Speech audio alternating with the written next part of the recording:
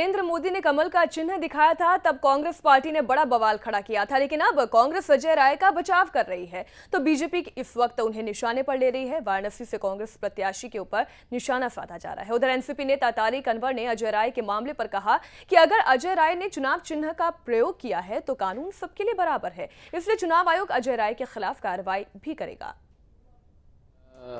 Model code of conduct का violation किसी को भी नहीं करना चाहिए, लेकिन मैं एक फ़र्क बता देता हूँ। अजय राय जी के कुर्ते पर हाथ का निशान जो टीवी पर दिखाया जा रहा है वो था।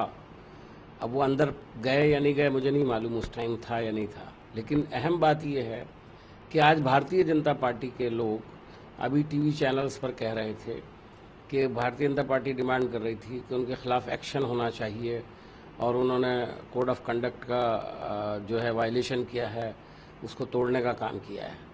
आपको याद होगा खुद मोदी जी ने कहा था कि जब उनके खिलाफ एफआईआर हुई थी, चुनाव आयोग ने श्री नरेंद्र मोदी के खिलाफ तुरंत कार्रवाई कर दी, जबकि अहमदाबाद में वोट देने के बाद वो 300 फीट के आगे से बोल रहे थे और अपने कमल निशान को दिखा रहे थे, जो कानून का कोई भी उल्लंघन नहीं है। यहाँ जो अगर रिपोर्ट आ रही है कि अजय राय कांग्रेस के उम्मीदवार स्वयं हाथ का निशान लेकर अपने कुर्ते पर लगाए हुए वोट देने जा रहे हैं, तो ये सीधा मॉडल कोड ऑफ कंडक्ट का वायलेशन है।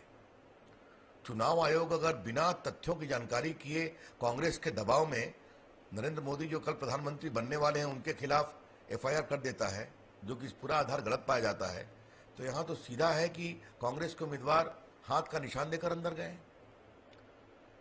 में गंभीरता से कार्रवाई करेगा। देखिए, कानून सबके लिए बराबर है। कोड ऑफ कंडक्ट की अगर खिलाफ वर्जी उन्होंने किया है तो उसके खिलाफ इलेक्शन कमीशन कार्रवाई करेगा, करना चाहिए।